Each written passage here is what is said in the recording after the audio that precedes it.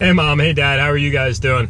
But then I thought that, it's just the best policy in life, to be honest.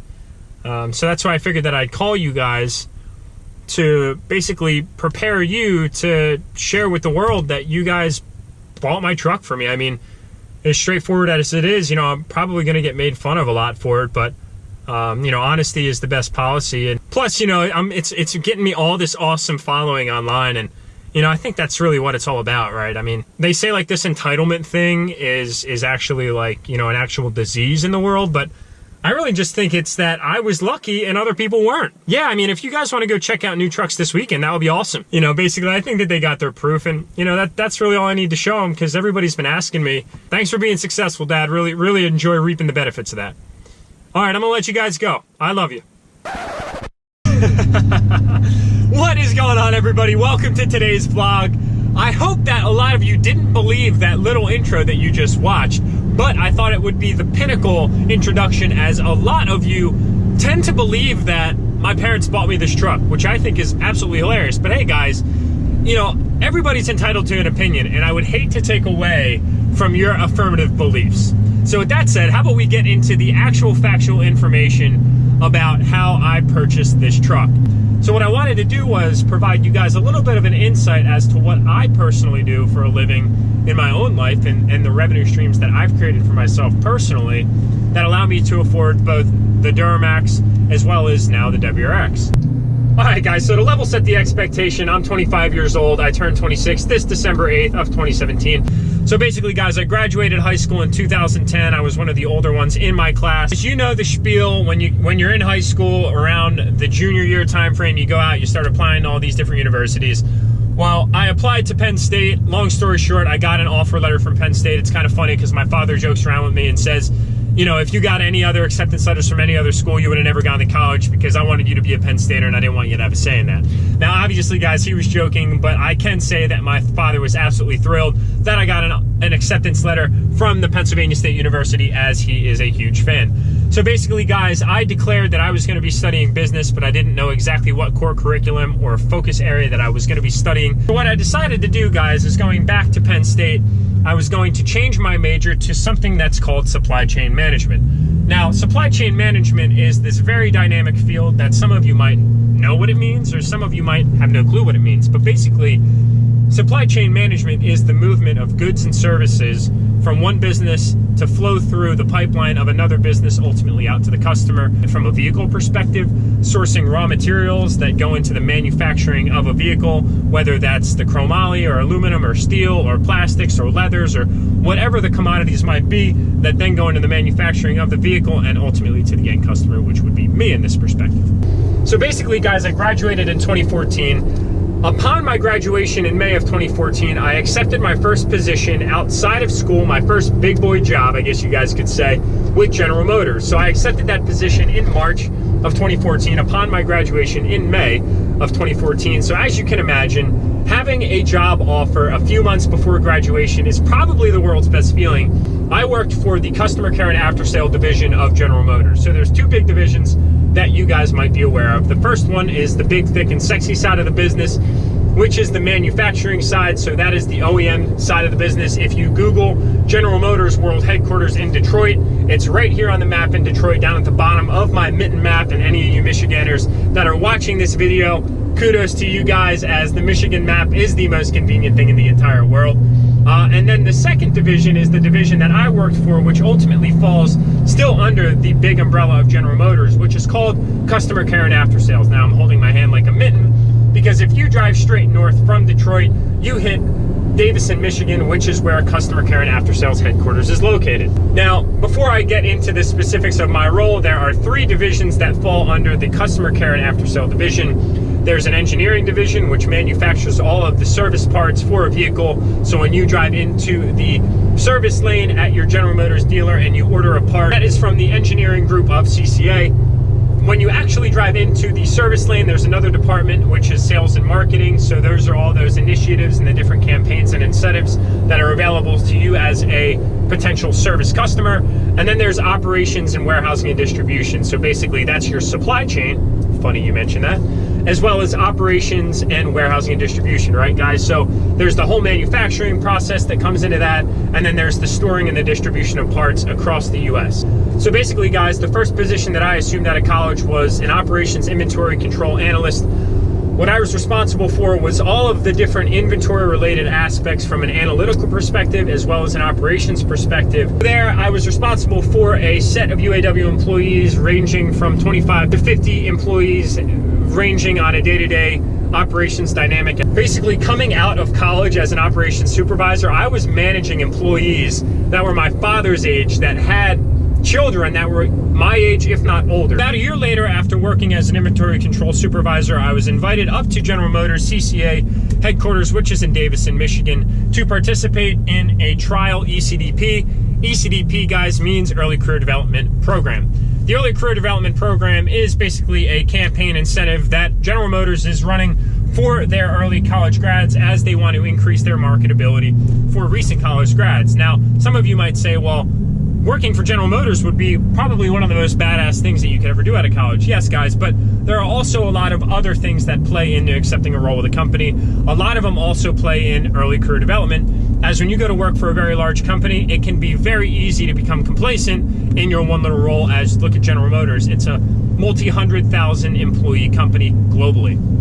About 6 months of living in Michigan. By the way, any Michiganders in here, give you guys a quick fist pound because I absolutely love Michigan. I hope to get back there at some point in my life. I was then an outbound operations supervisor. Basically what that meant was I was now responsible for an even larger group of UAW employees to oversee a majority of their outbound shipping processes. So the Philadelphia location, guys, services the entire Northeast from the little point in Pennsylvania, which is where Philadelphia is located, all the way up the East Coast to the border of Canada. So every single night, guys, we would ship out about 30,000 lines of parts to every single one of the dealerships that ordered parts that day before a specific order cutoff period. All right, guys, so basically I worked for General Motors for about 2 years when I then decided to explore other career opportunities because I wanted to ultimately move from the bottom of the supply chain to more of the upper part of the supply chain. And basically that means I was serving an operations role. So if you were to look at the supply chain as a stream or as a river flowing north to south, I was down at the southernmost part, taking our product on behalf of General Motors, packing it into trailers, and then ultimately sending it out to the customers. So you can imagine where the mouth of a river connects with the ocean is the bottom part of the supply chain. So basically, guys, as I wanted to continue to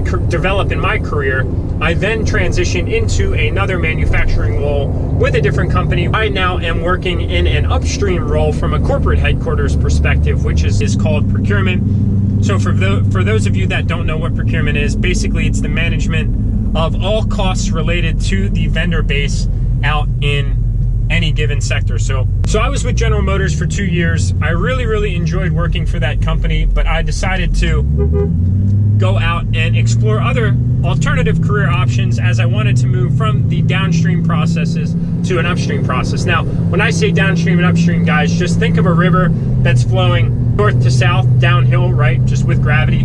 Basically, the supply chain starts all the way up north and then basically flows out to a mouth in the river to the customer, which would then be the ocean, right?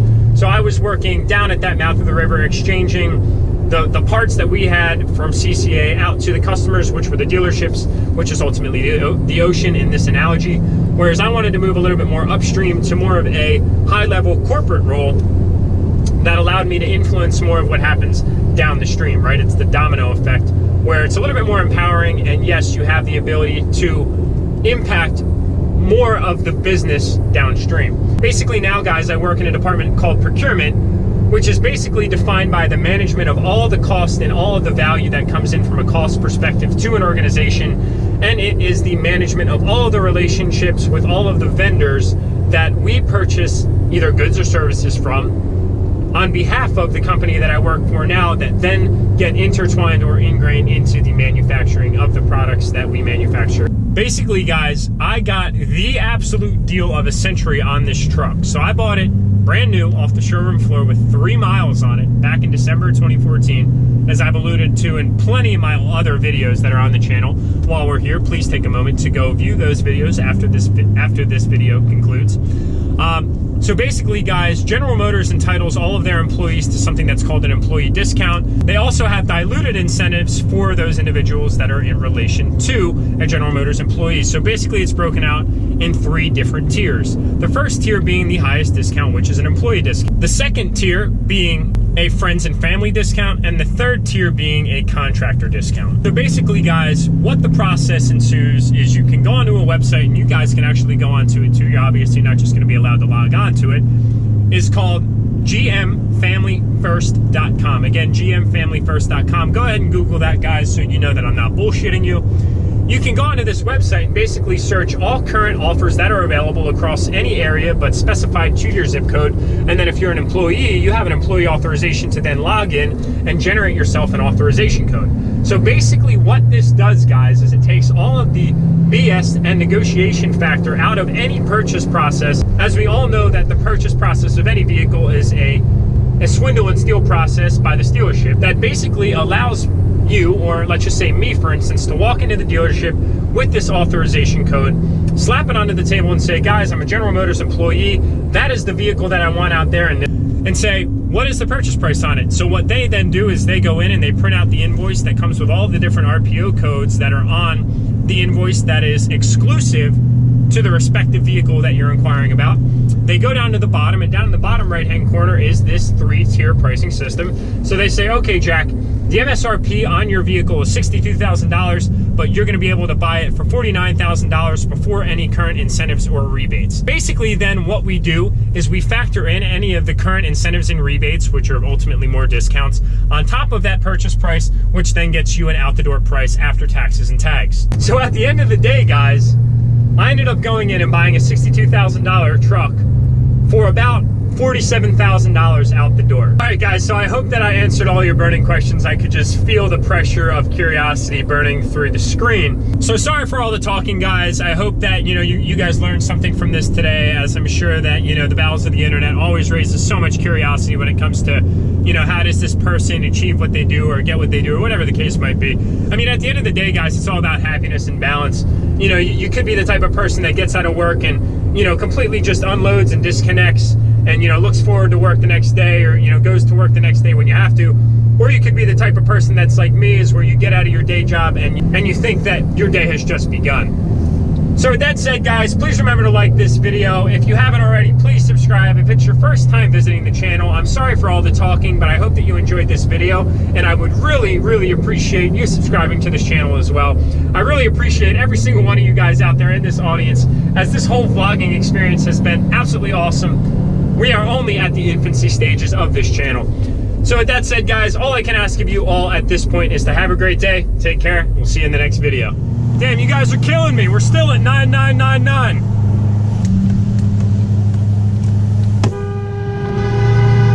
Yes! We did it, guys. 10,000 subscribers in 3 months. Hell yeah.